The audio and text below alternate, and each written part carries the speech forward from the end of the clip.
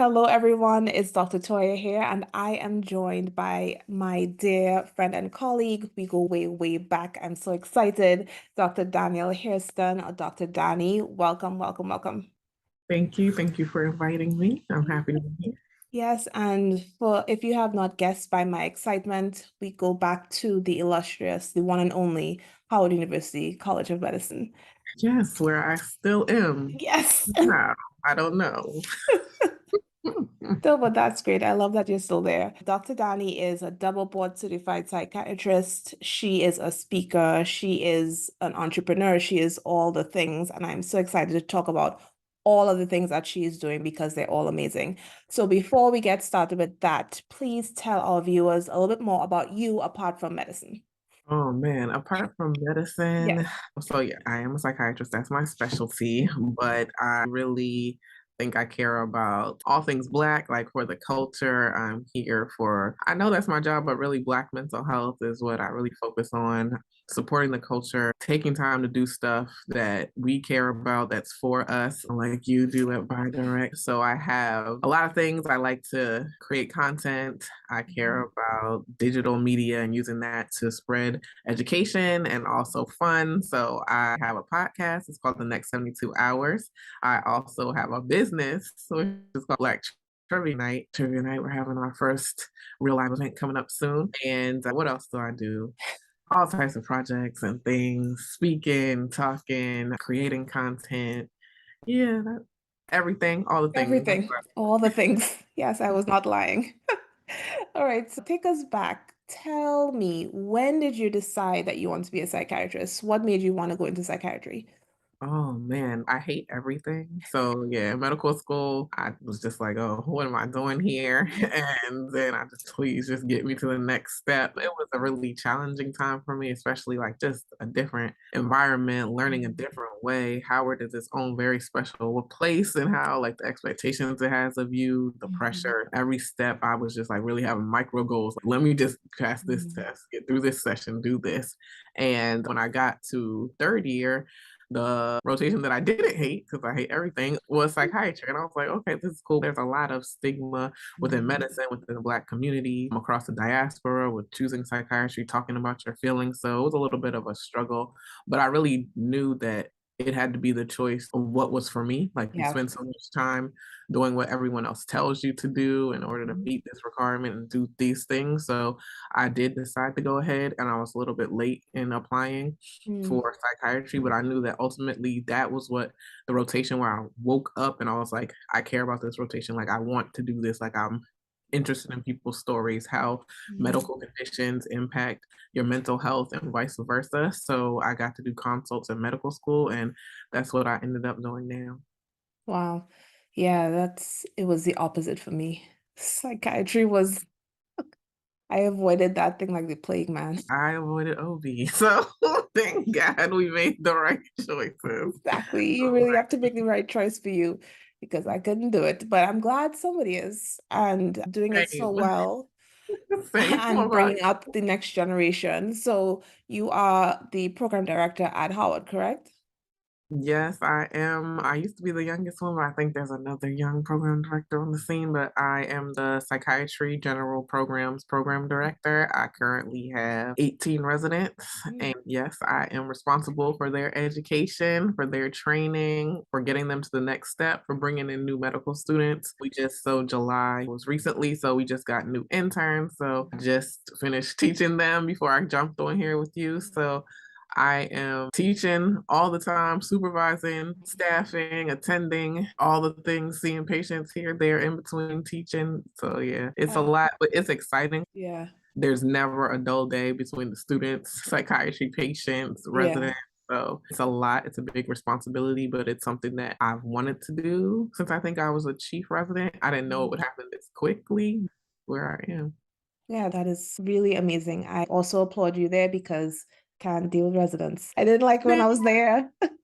And I definitely like I could never go back. So it takes a special type of person to be a program director. So yeah, Right. especially in a field like psychiatry, especially in a place like Howard, where you're bringing up the future of Black psychiatrists. And I'm assuming you may have some other, is it a very mixed program or is Well, everybody? have been until this year been a very mixed program, but currently we have all Black residents. I think I might Morehouse might also, but yes, they're the only Yeah. program that I'm aware of with all Black residents. But that just changed literally a couple weeks ago because you don't have to be Black to be just a shout out. You don't Right. have to be Black to be a Right. resident here at Howard, but you do have to care about Black people and Exactly. their trauma and their paths through this country. If you don't appreciate that, if you aren't here for the under-resourced or underserved, then this is not the program for you. It's not the school for you.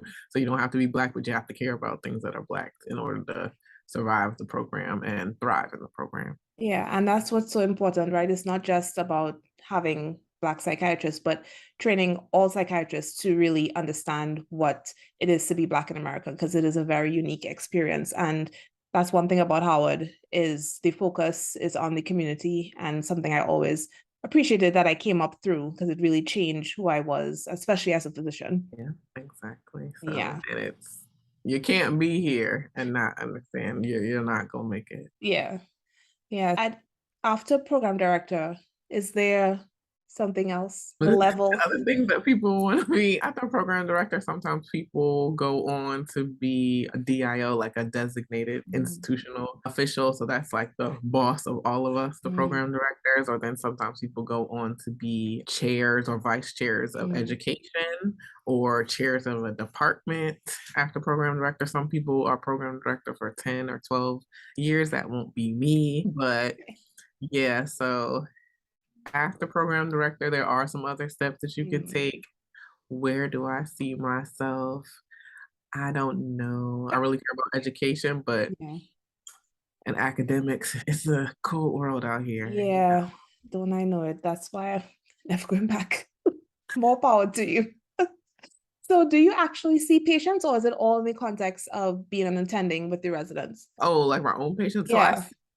I see my own outpatients just one afternoon a week, every other week because I do run the inpatient service here, inpatient consult service here. So I don't see too many patients outpatient, but I do see a select few who are patients in our HIV clinic usually, or sometimes some other students and resident or staff patients, I will take them on.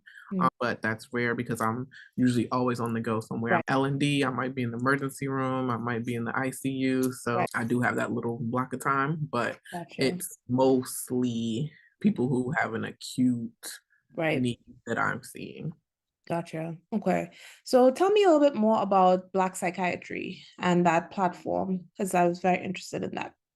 Yes. So Fine. I am a Robert Wood Johnson Culture of Health leader. I forgot to say that as well. And so I received some funding to support my project, which is at Black Psychiatry. So the Black Psychiatry platform is a digital platform, but also moving to doing some more in-person things like in the community, which I've done. It's really about using diverse media, digital media, social media, other ways to reach the community to let them know about things that are all inclusive of Black mental health. So I have like book giveaways. I have something called Zora's Corner, which is named after my baby because I forgot to say that also. I just had a baby. And we give out free books by Black authors to Black kids so that they can see that their stories matter and see characters who look like them. We find that's very inspiring and also supporting mental health, supporting self-esteem for Black kids. So starting from the beginning, even though I don't see okay, Dr. Latoya, I do not see any kids. Don't be sending your kids over here to me because that's not me. I'll refer you. But those people are like, oh, you have kids' books? Do you see kids? No, No.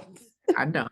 I gotta work on their parents and the grandparents and the aunts and the Right. uncles. But we also have a YouTube channel and we talk about things that you might not even think that's mental health. You might not think that's psychiatry, but it is. We talk about things like financial stability and housing stability, going back to school, not being in school, and really how generational wealth and generational trauma all go hand in hand, redlining. So everything like that, we talk about that on the YouTube channel. Women's mental health, Black men's mental health, children. I haven't done older adults, but I need to do something for the older people too. Yeah. So YouTube channels for that. Again, the podcast looks at the next 72 hours, looks at racism and mental health or racism and medicine and how that impacts our mental health for generations and across the community. So I'm trying to hit all the groups in all the ways, not just the traditional way you think of, okay, I see the psychiatrist here in the office and that's all that psychiatry is. So it's my mission and the purpose of my project to show that Black psychiatry, Black mental health is not just in this box. Like, Yeah. we've been a community that collaborates. So how can we collaborate, partner, use social media, use TV, use radio, podcasts to reach our community, to educate everyone and to support everyone. Oh my gosh, I love it. And you know what I especially like is covering the topics that you think are not necessarily mental health, but they definitely are, and they impact you so much. The redlining, the racism in medicine, all of it, it's all important and it all affects our day to day. Because if you are stressed at all times because of life in this country, then you're not going to be healthy. So I love that. Yes, everyone, Black Psychiatry, subscribe. Make sure you listen to the podcast because yes, you will get some benefit. Yeah, so I think that all health is mental health. Like, every single aspect of health has to do with mental health or impacts mental health, or your mental health impacts that. Whether it's OB, whether it's being able to agree to a surgery, like understanding, like all that cognition, that's literally what I do. So that's why I say you will find me everywhere from the ICU to L&D, because there is that need and there is that influence and that impact. Yeah. And I've worked so many places that if you want a psych consult, they're nowhere to be found. Like it's not available. I hear that. And then I hear that, but now I'm really starting to feel that a lot of times, because a lot of times people reach out to see, we do telemedicine consults for Mm, hospitals, that for cities, for counties that don't have a psychiatrist. yeah. And then I learned that I guess we do have that advantage here at Howard and many academic centers that other community hospitals don't have. And Yeah. they really are trying to get people to come in through telepsych or Right. telemedicine to reach and meet that need, because there is the need and it's growing. Well, it's Yeah. already always been there, but now Right. people care about it, I guess. I want to switch gears a little bit and talk about Black Trivia Night. Tell us what is it? How does it work?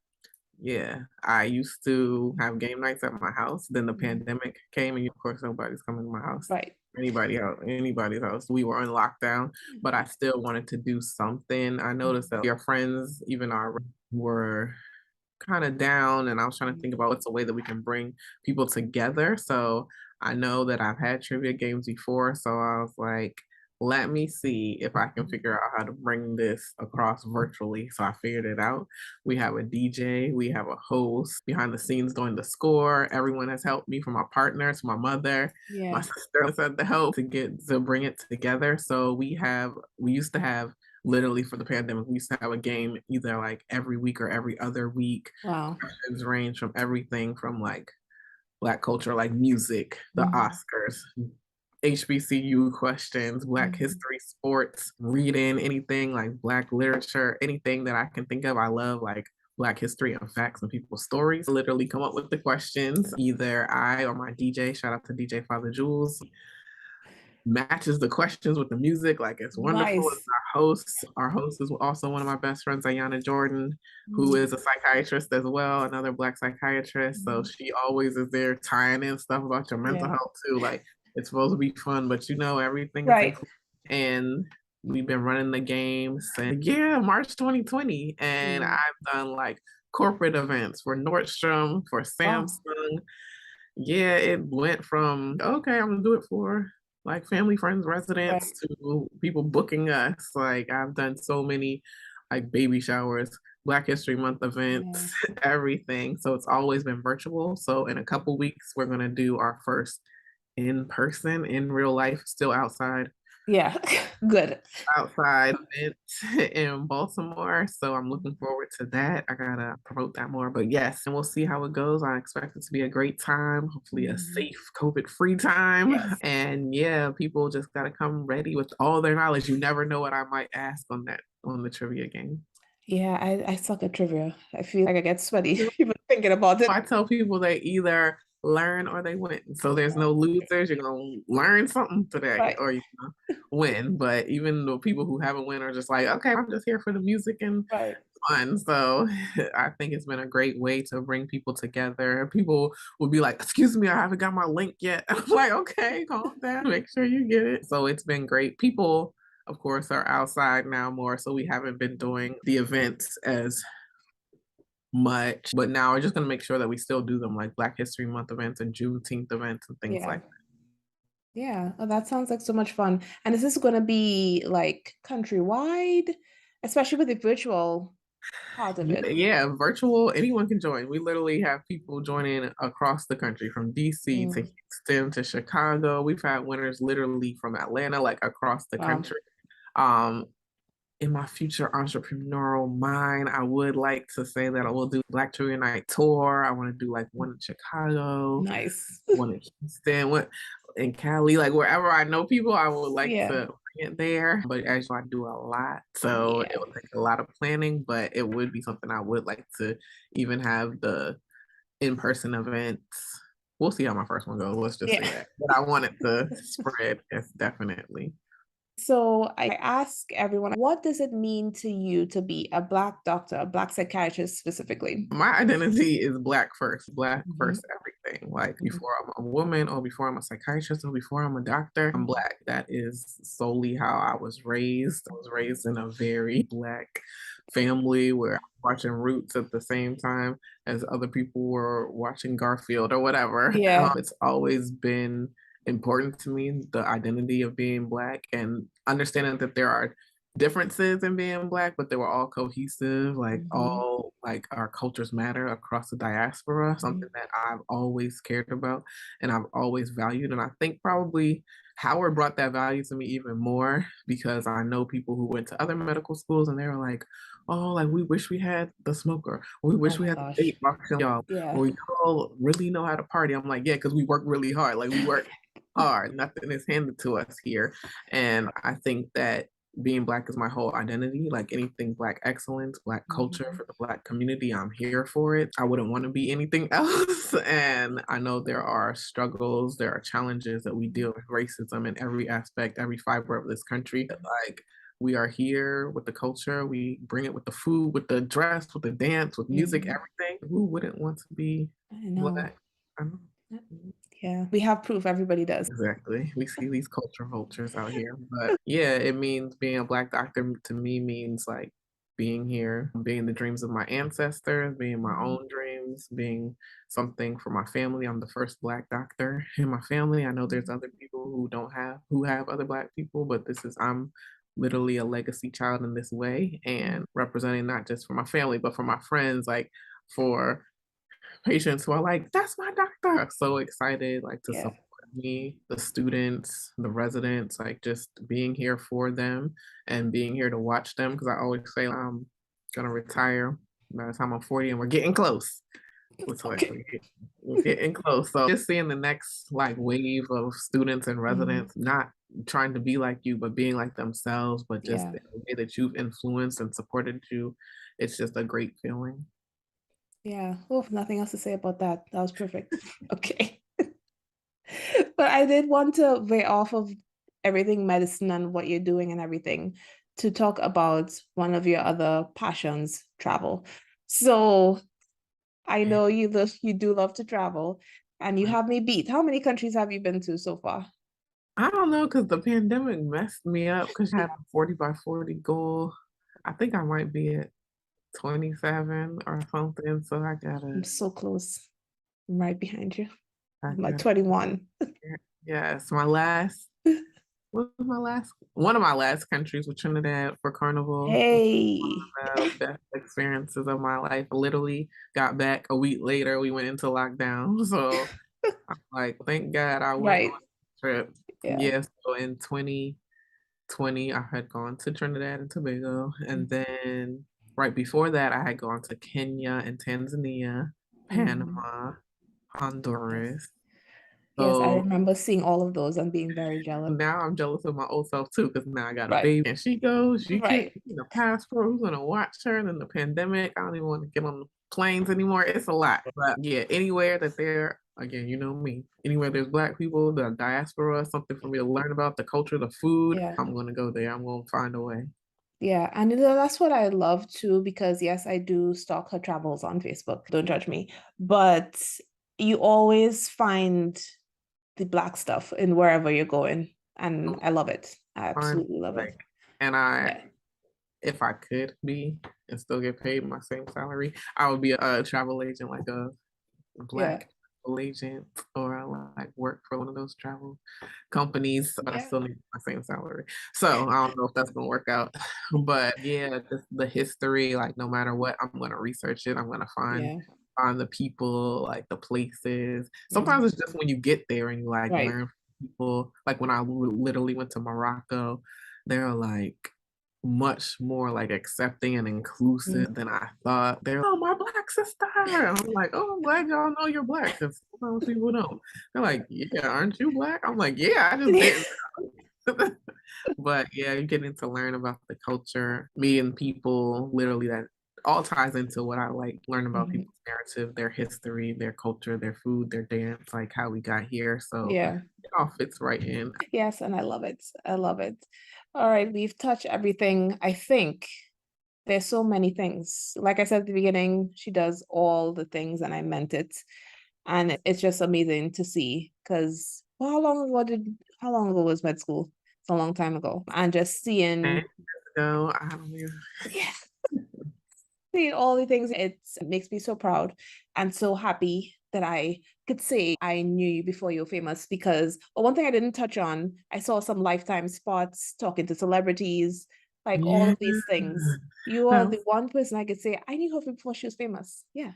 Okay, I'm not really famous. That's funny. I was just in the I rarely go to the cafeteria, but I was in the cafeteria today, and when the students came up to me, he's like, "I know you. You're the psychiatrist that's famous." I was like, "What?" And he was like, "I mean, like a You. little famous." He's like, "You have the podcast and you're on Yeah. the news." I was like, "Oh yeah, that's me. Like micro It famous, like is you. micro Don't influence." even try to downplay it. It's you. Yes. And I knew you before you were famous. So there you go. So I'm You, happy. you knew me when I was just like, "Why am I here?" Please, but now I have found why I'm here. Yes, you definitely seems like you found your calling, and it's great to see. Thank you. Is there anything else you want to leave with our viewers? Anything for the future? I don't know how much else you can be possibly planning to do, but Um, any last no, thoughts? that you can find all of these things on the socials. Like a doc named Dani is my Instagram and Twitter. I'm a little quiet on Twitter right now because Yeah. Twitter's an interesting Yeah, I space. can't even do Twitter, but yeah. But also Black Psychiatry is just at Black Psychiatry on Instagram, on YouTube, Black Trivia Night on Instagram. The Next 72 Hours podcast does not have its own social media presence yet, but I'm hoping my students are going to come back in August and be ready to hit the ground and get that together, as well as Yeah. of course Corner with the books. Just check Black Psychiatry. Will tell you when the next book giveaway is, but we try to do it a couple times during the summer. We've already done several. So yeah, just look out. If you follow Black Psychiatry, if you follow at a doc named Dani, that is where I am with all the things. Yes, everyone. And you're not on there yet for some strange reason, but she'll also be on by default. You will be there. You can Yeah. find her I don't and know. find Black Trivia Night and all of that. Yes, Yes, because the we definitely best. need to get you on there and highlight all of the things that you are doing, especially Black Psychiatry. That one it really spoke to me when I found out that you had that platform. Oh, well, thank you. And thank you for supporting me and having me here. But I will make sure that I am on by default ASAP Yes. because I appreciate that you are bringing everything together in one place, like a listing. We need that for the community. So by default is what we need. So I'm happy that you're supporting me and I'm happy to support you as well. Yes, thank you so much. All right, guys, that is it. Thank you so much, Dr. Dani, for joining me, and I'll see you guys next time. Thank you for having me.